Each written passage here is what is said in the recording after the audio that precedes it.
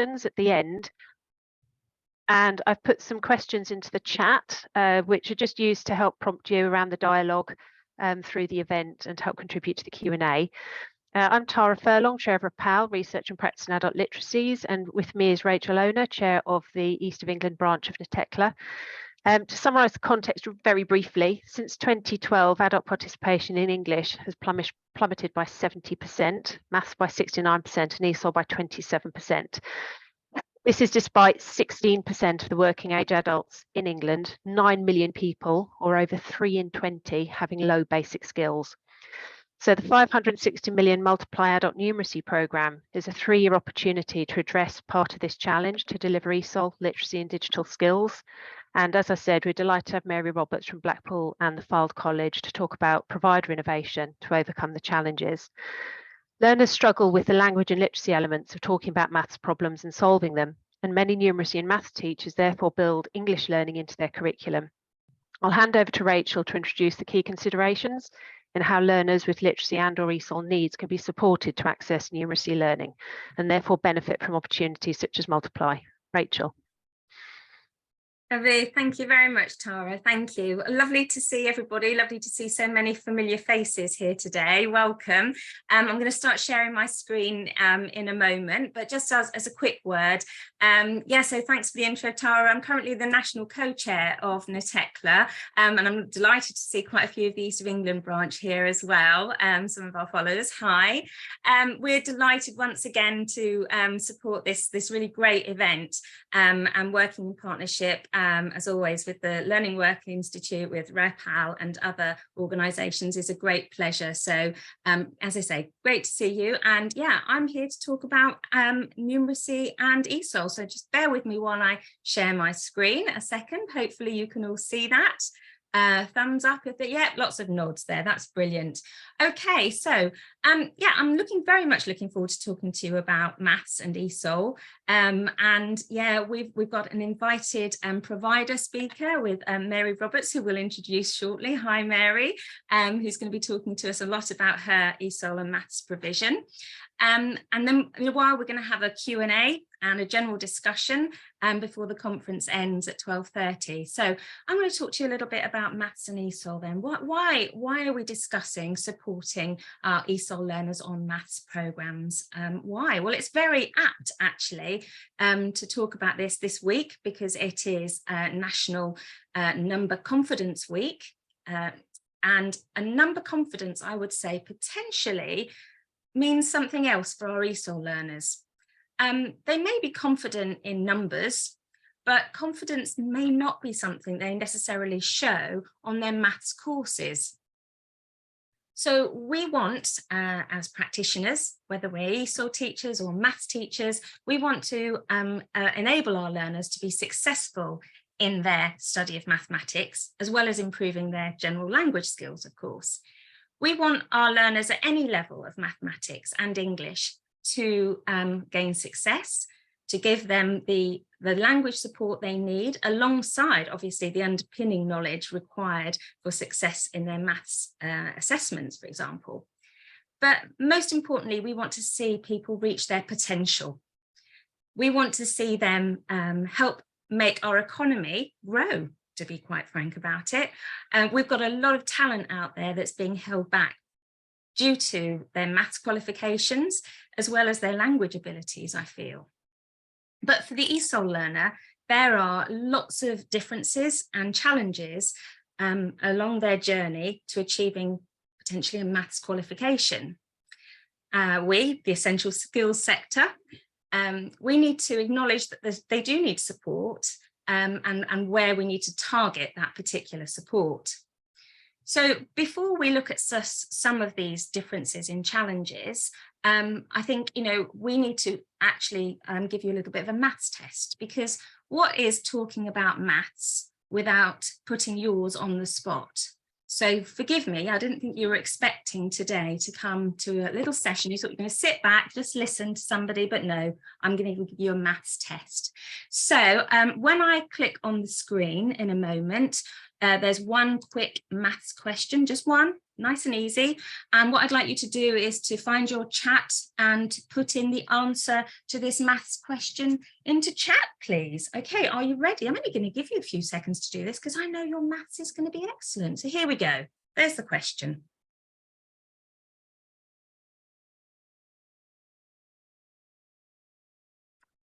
Okay. Ding-a-ling, time's up. How are we doing in chat? Do we have many answers to that? I can't see a single answer to this maths question. Simon says 3. Was that a stab in the dark, Simon? Was that just a guess? Okay. Well, unless you speak Greek, and if there is any Greek speakers in the room, you did very well to keep quiet. That was a very unfair question, wasn't it? I am sorry. The question, of course, how did you not know, was asking us to write these figures as percentages. So that's what it was, to write those 4 decimals as percentages. So let's find your chat pane again and just write for me down in that chat pane. How did that make you feel, being put on the spot by that one question this morning? Just one word will do. Confused, anxious, inadequate, I don't know. Let's see how that made you feel. Oh, says Paul. Embarrassed, awkward, says Emma. Lost, says Cruella. Andrew says bewildered, lost, frustrated, terrified. Oh, I am sorry, Sarah. I didn't mean to have that reaction. Okay, helpless, says Mary Leah. Bob said, I didn't know how to get started. Exactly. Yeah, well done, Yvonne. Somebody had to say it, didn't they? It's all Greek to me. Absolutely. Alison gave up. Pointless, says Joe. Yeah, keep those feelings coming in. All quite normal reactions, I think, to being put on the spot in an unfamiliar situation, and also concerned about your underpinning maths knowledge. So, yeah, that was harsh. I do apologise. But I mentioned before that our ESOL learners have certain challenges, and there's a lot of differences that they face in studying maths qualifications. So by far, I think the most challenging is the language of maths. Maths terms are, let's face it, they're very low frequency words. Yeah, we don't see them very often.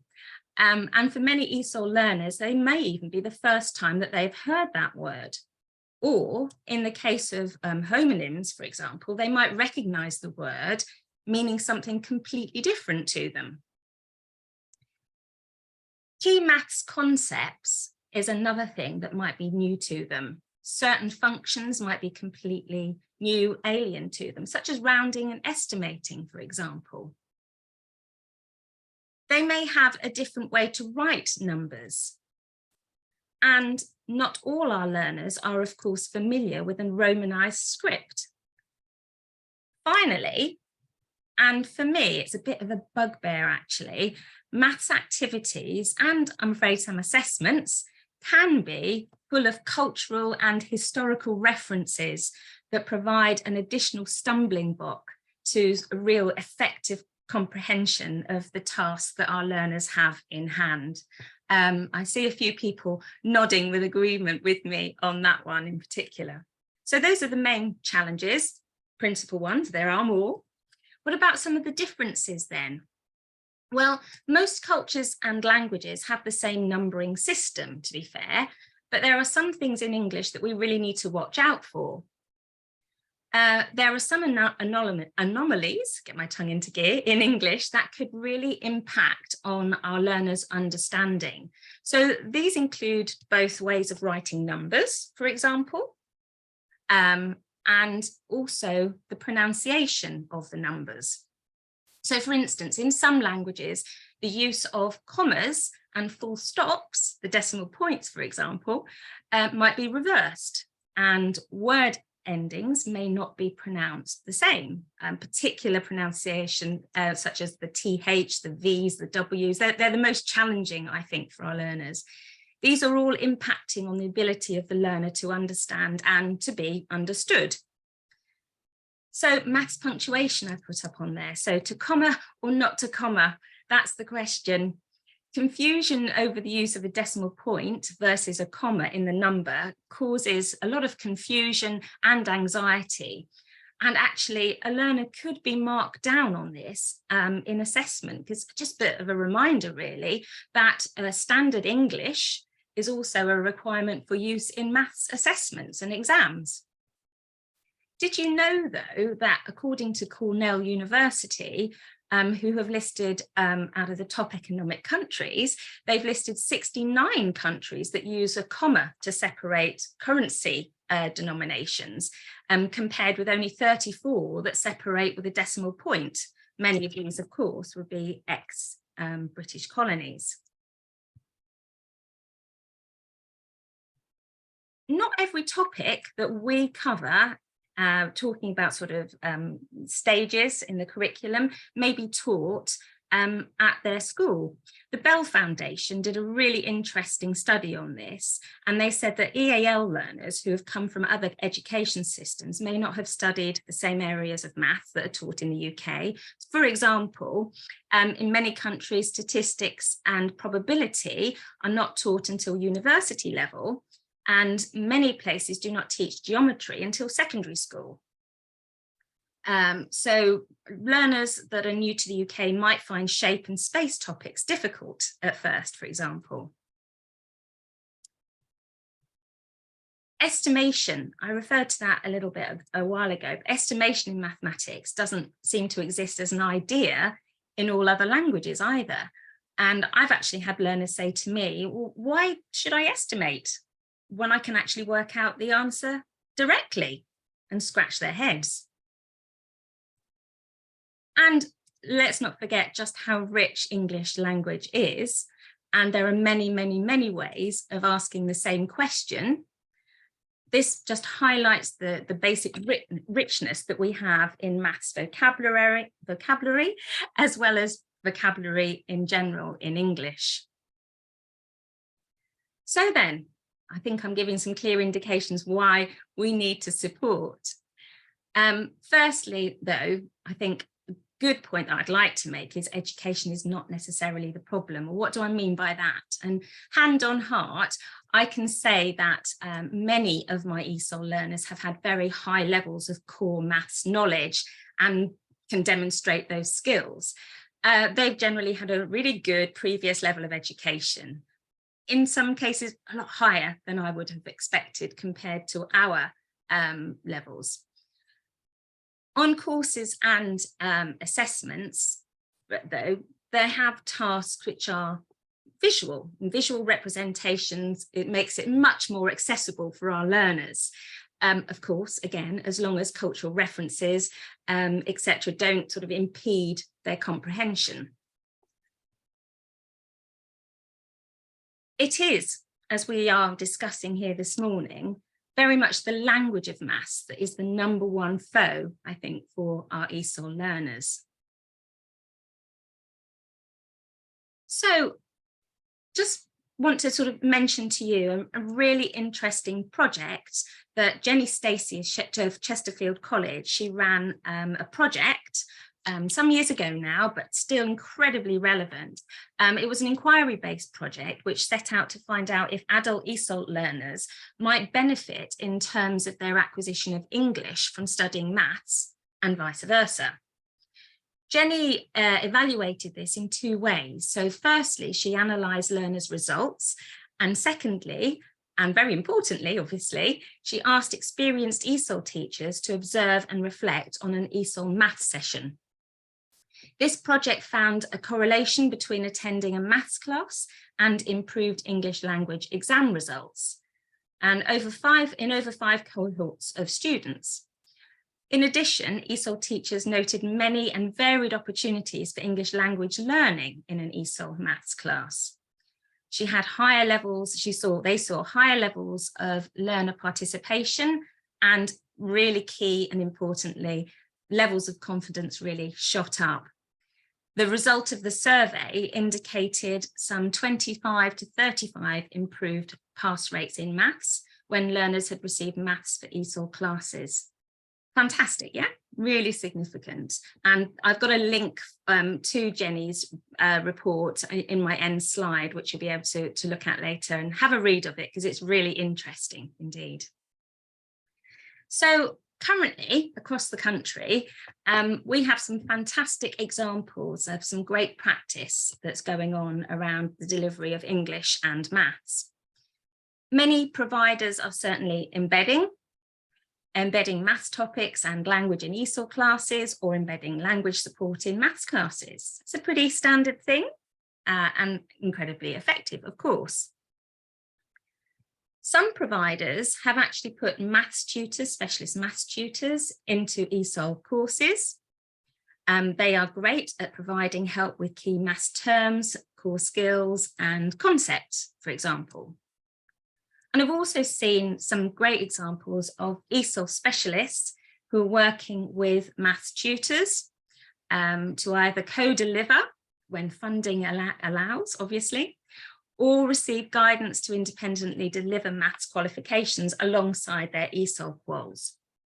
If you know of any other models at all and you want to share, please do, and start tapping into chat some of the examples that you've got, or please bring that to the discussion after this presentation. That would be great. So what's needed then? And some of you, I'm sure, will have spotted old Maslow up on that slide. Well, why is she suddenly talking about Maslow? Well, I think that it's very key, actually, to this topic that we're talking about here.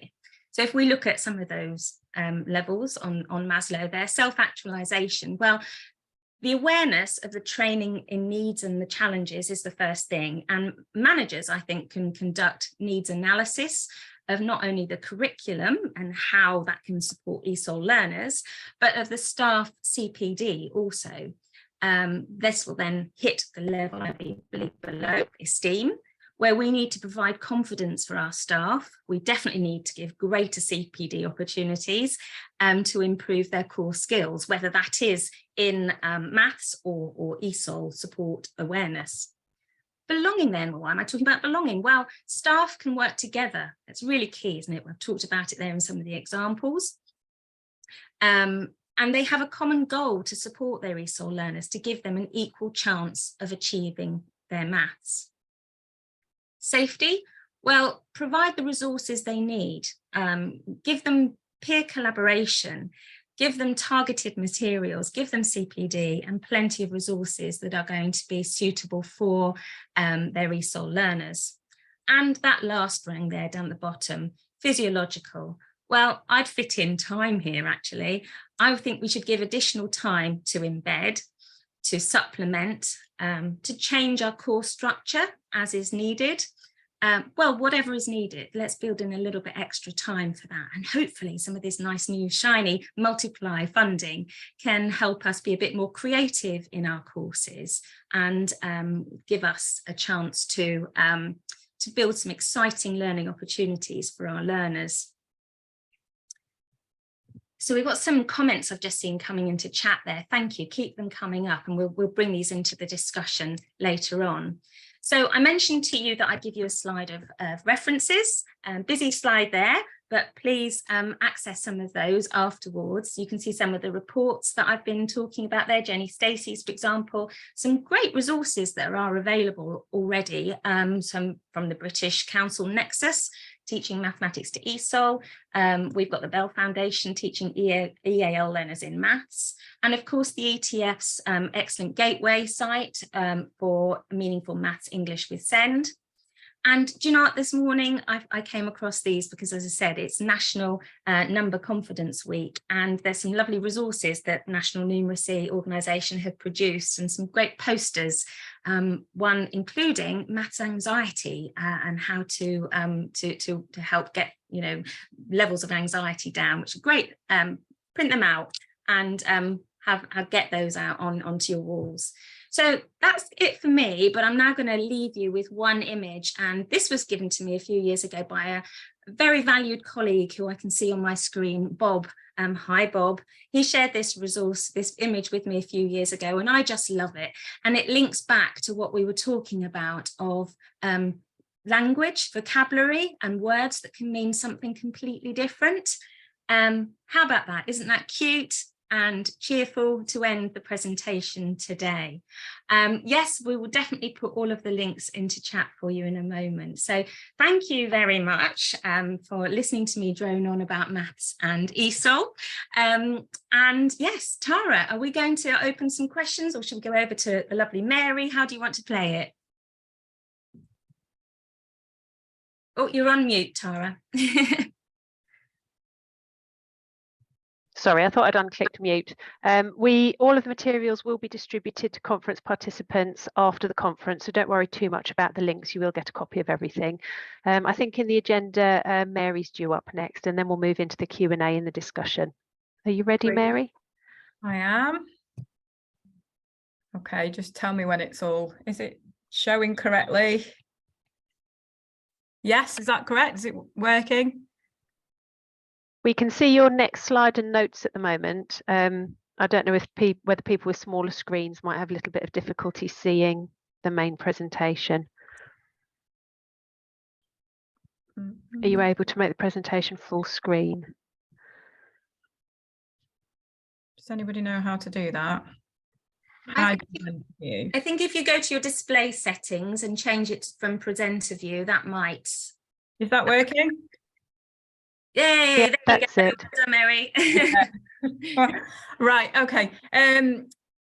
So I am the curriculum manager for Seasiders and Fleetwood Learning Centres, which are part of Blackpool and the Fylde College.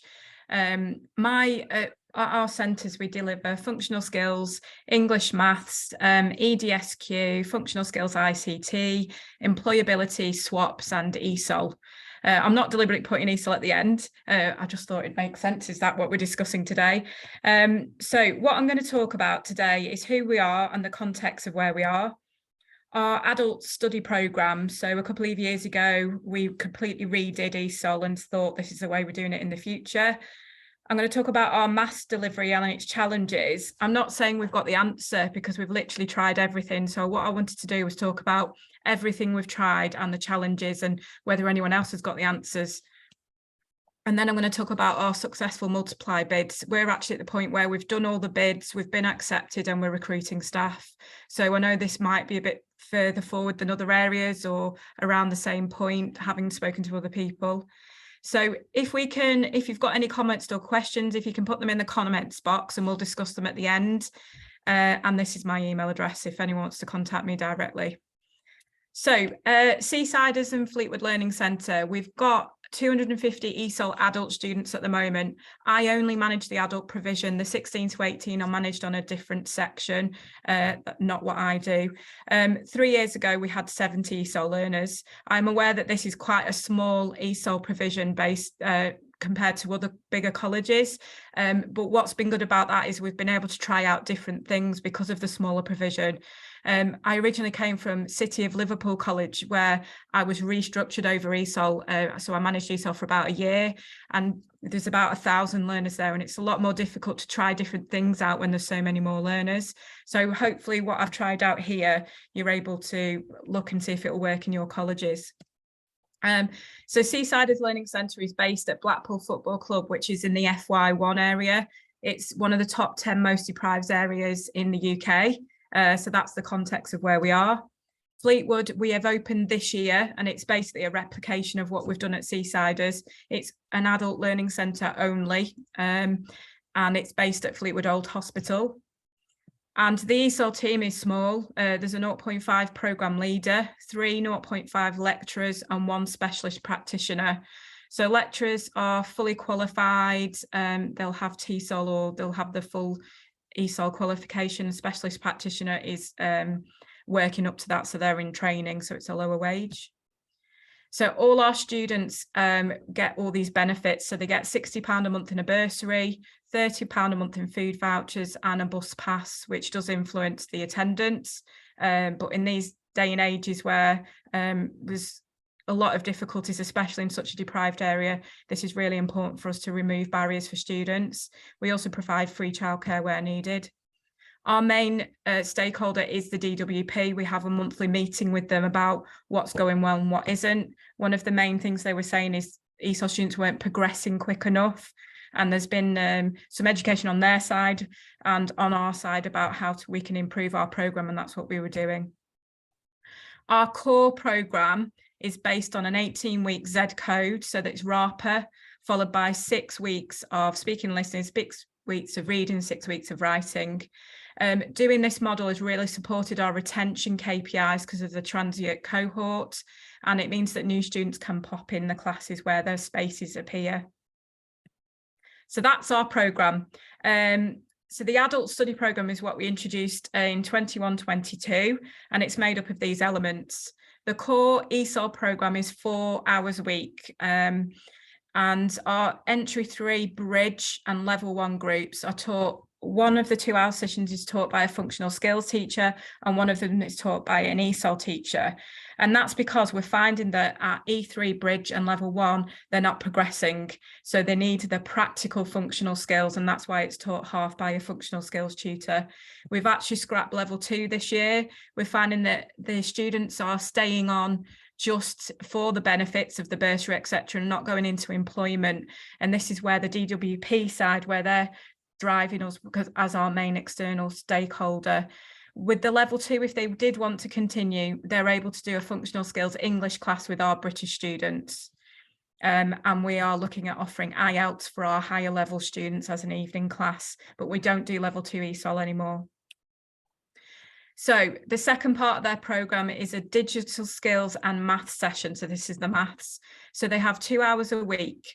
At the lower levels from beginners to level 1, this is taught by an ESOL specialist. Okay, so for the first half of the year, September to February, they do digital skills. It's probably going to be slightly shorter this year, we're thinking till December. And that's because of COVID. We've realised that their digital skills aren't sufficient enough to work online. So we've front-ended digital skills to get them ready for the programme. So the ESOL specialist teaches digital skills. So it's either functional skills IT or EDSQ, depending on their level. And then from February onwards, they do maths, which again is delivered by the ESOL specialist. Our higher level students have requested to do it slightly differently. So they're doing maths now, and then we'll be doing community interpreting from February. Something we've introduced this year is a literacy session. So we've found that our students that don't use the Latin alphabet aren't progressing as quickly as the rest of the, probably the best way to describe it, European students. So they get an additional session a week, which is just literacy, and it's taught by a functional skills English teacher, and it's focused on alphabet, phonics, etc., to increase their literacy skills, because again, we found that they weren't progressing.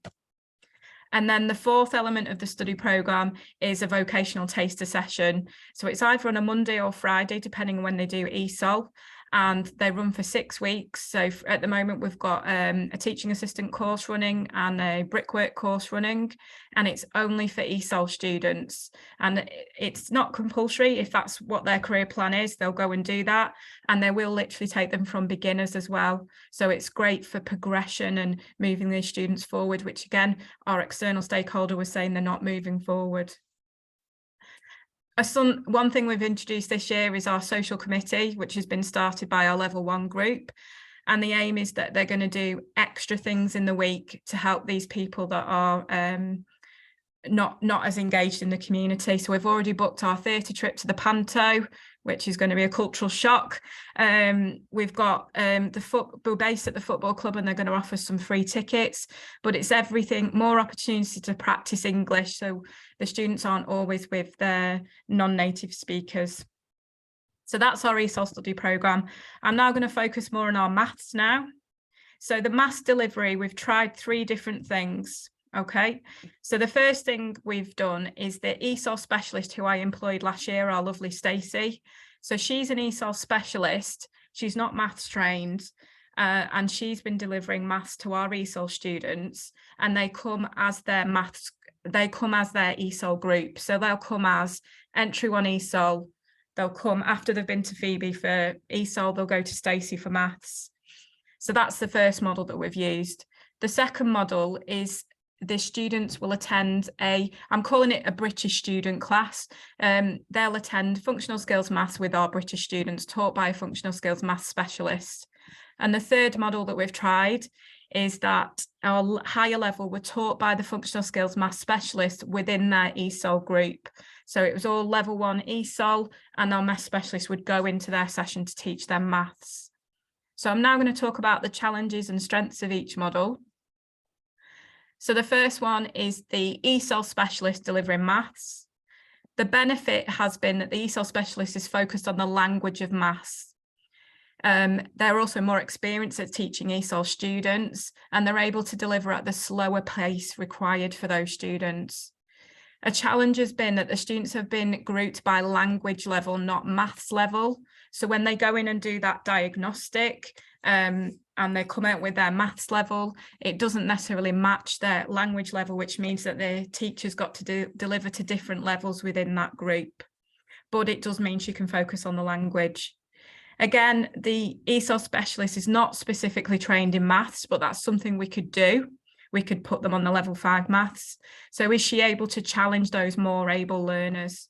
So that's why last year we got a maths specialist to go into that higher level group and teach the maths to them. But we were able to, at that point, have the ESOL teacher with them, which was a great model, but really funding wise, we can't continue it this year.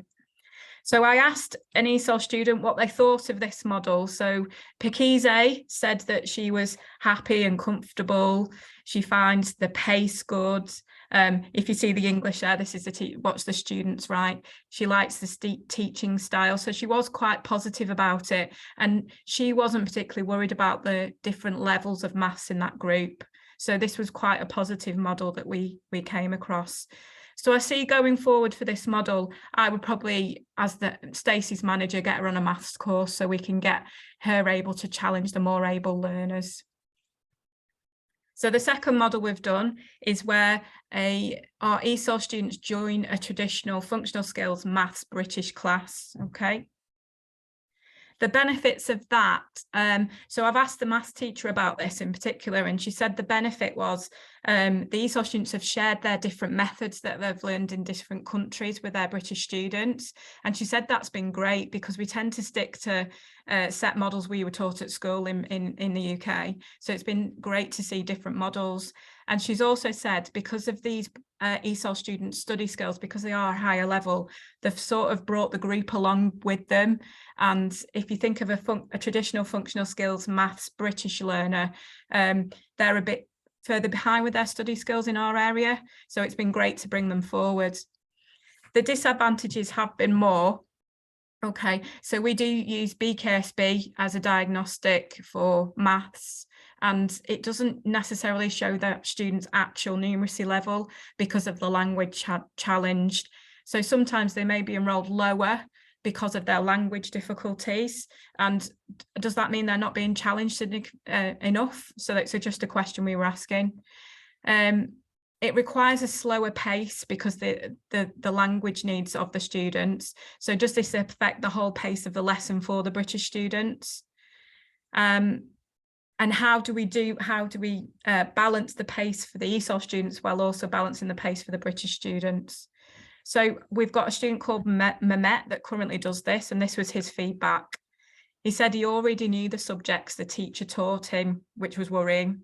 But they helps me to learn the English of maths better. He said he doesn't mind being in that class. I wouldn't say this is overly positive feedback, but it does show that it's going okay for him. Okay, we have some ESOL students that do attend our functional skills provision because they're in work, so they can't attend. If you saw the programme, it's quite a big programme, quite a big commitment. So we do have ESOL students who have to attend these classes because they've really not got any other option. So it's good to reflect and see what works and doesn't work.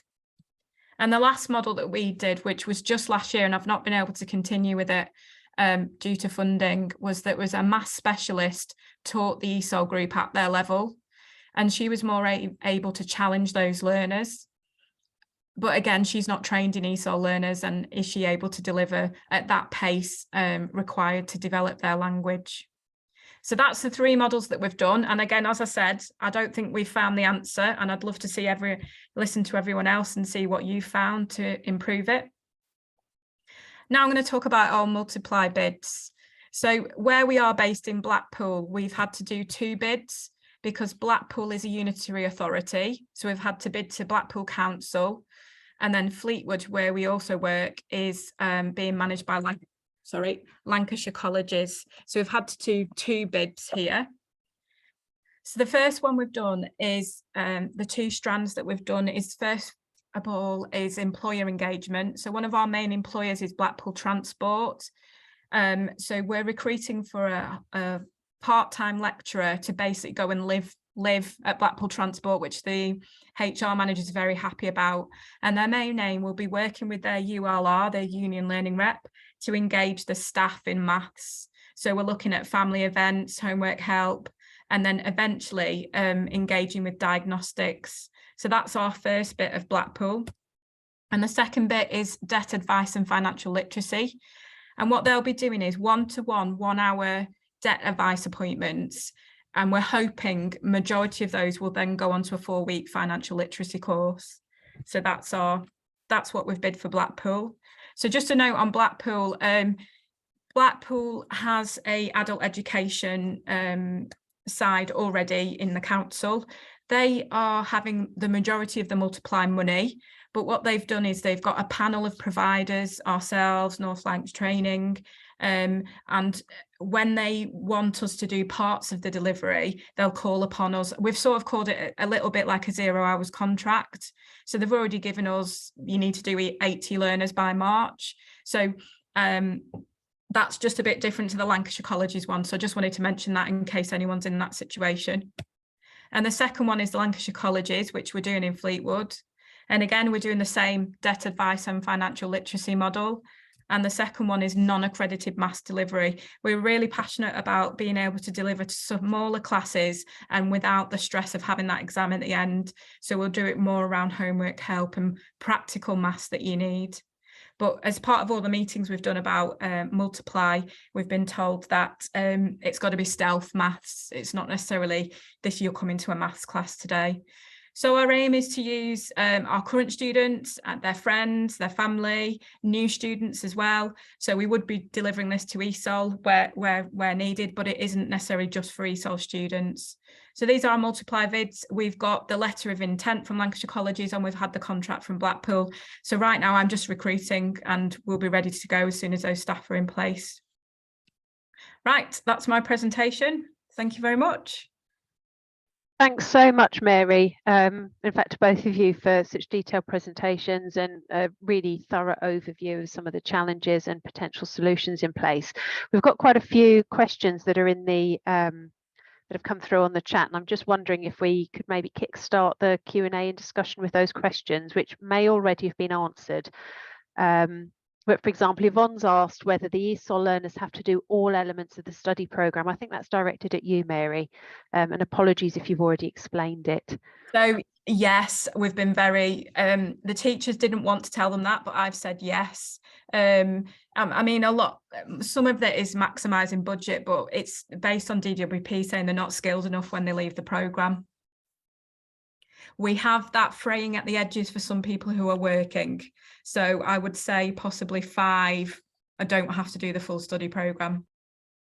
Excellent. And Simon's asking whether you initially assess the ESOL learners for maths. I know you've said that you get mixed maths levels within the ESOL class and some of the solutions you've had for that, but how do you deal with ESOL learners who have strong maths skills aside from the specialist lecturer that you've been able to put in but lost due to funding? Yeah, so as soon as they start their maths in February, they do a diagnostic assessment on BKSB. If they're coming out, that's the level they're based on in that class with Stacey. But if they're beginning of the year, it's obvious that they're a higher level. So for example, Mehmet is a primary school teacher in Turkey. So he started his maths now separately because we wanted to challenge him more. So it's just an individual basis based on what that student needs. Thanks very much, Mary. I'm just having a quick look through the chat for further questions. And we've been asked again whether the presentations will be available after the event. Yes, I understand Learning and Work Institute will be sending everything out to all registered attendees.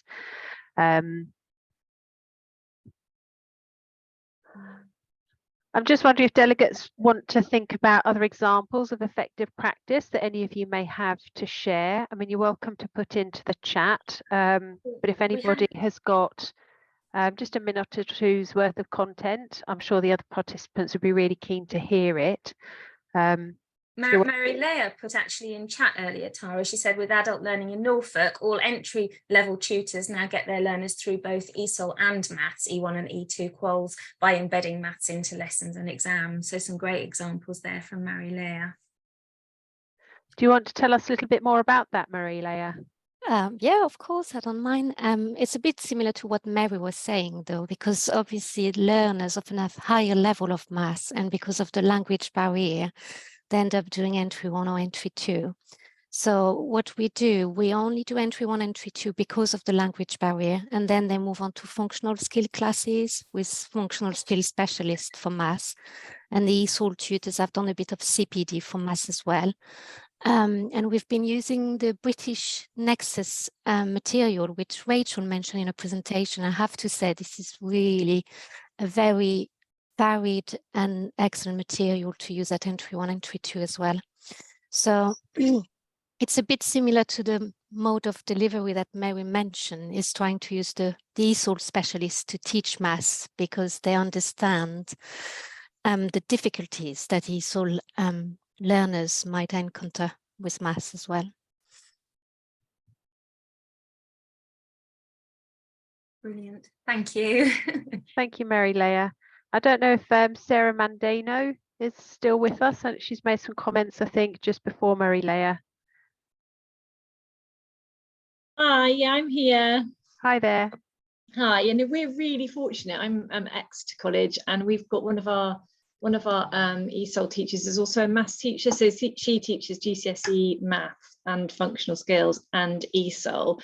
So we've been running language of maths courses delivered by her, and we've set them up as community courses, so they're non-accredited, just to kind of build confidence. And then from that course, which is 1 term long, we then progress learners on to functional skills, or if they're ready, you know, GCSE the following year. So that works really well, but obviously that's quite rare to have that individual, so we're very lucky. But yes, I shall tell her how lucky we are after this meeting. but we are doing, we're trying to do some more maths in the community with our community learning and funding. We've been doing some sort of pop-up maths in libraries, so we're working quite closely with libraries and other community organisations, and we do have a really big refugee community here in Exeter, so often they come to us through other organisations, which is great. And also we are doing essential digital skills for our ESOL learners as well. But at the moment we are doing these all as separate, which is interesting, because what I'm hearing is you've had quite a lot of success with embedding things like maths and digital skills into the actual ESOL programme. So I'll definitely take that back to my curriculum manager and discuss that with her, because I think that's really interesting. So thank you. Thank you very much for sharing all of that, Sarah. Another question that we've got for the group is what else you'd like to see in this space, either in your own setting or nationally. I don't know if anyone has any ideas around that. Or alternatively, what policy developments or changes you think would help adults to access essential learning skills? I know Mary outlined some fantastic initiatives that exist up there around low wage benefits, making a bursary available, food vouchers, monthly bus passes, childcare, and all of the outreach work that's currently occurring, which are phenomenal achievements. Is there anything else that people feel would contribute? Mary's put an interesting point into chat actually about a specific ESOL maths initial and diagnostic assessment, and I couldn't agree with you more. A few years ago, Warwick University published one which seems to have disappeared, so if anybody out there has got a hard copy or a digital copy of that, would be great to share it, because it was fantastic, but definitely a really good thing to produce. Yeah, and more maths for ESOL resources, of course. that probably also ties into the idea of CPD that people are looking for. So we often have specialist ESOL tutors who aren't maths tutors, or maths tutors who aren't ESOL tutors. And I know for a long time now, some colleges have been lucky enough to have members of staff who've been prepared to dual specialise, which is a huge investment. Is there any other CPD other than becoming a dual specialist that we think would be helpful to see?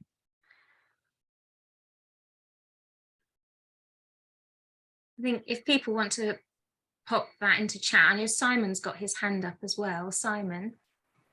Yeah, thanks. I was just going to say that one of the things I think, not massively relevant to what we're talking about now, but the multiply program, occurs to me that we're just going to get loads of people banging around doing their own thing independently. You know, the stuff like developing an initial assessment for numeracy for ESOL learners could be, you know, something that could be done as part of the multiply program. But instead, there's going to be, you know, hundreds of different providers all doing it themselves. You know, I think some sort of national coordination would be quite good for things like that. Would be a good use of some resources. You know, even in London, I don't know what the big FE colleges are doing in my own borough, because there's no kind of coordination to it. I'm just worried that it's going to be duplicated, some of our efforts. Good points, very good points, Simon. I can see some of the other participants are nodding vigorously, Simon, so you've obviously struck a bit of a chord there. And Sarah Mandino's also mentioned that it'd be great to have a platform to share resources. I mean, I think both Natekla and Rapal put a lot of work into sharing the resources that lecturers and teachers and tutors use.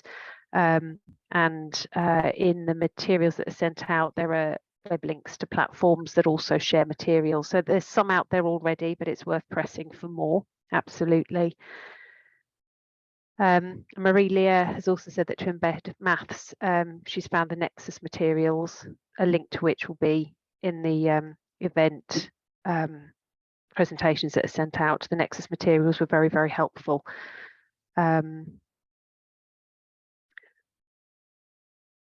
Okay, I'm just thinking that if nobody's got anything else that they want to ask or discuss or contribute at the moment, that we might draw the session to a close.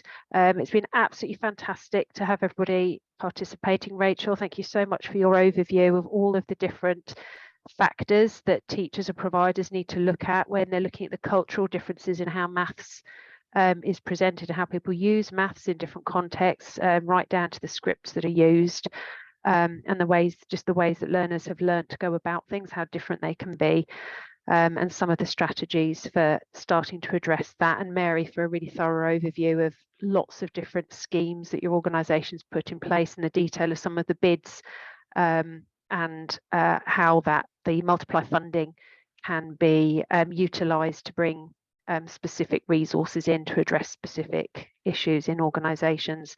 Thank you all very, very much, everyone.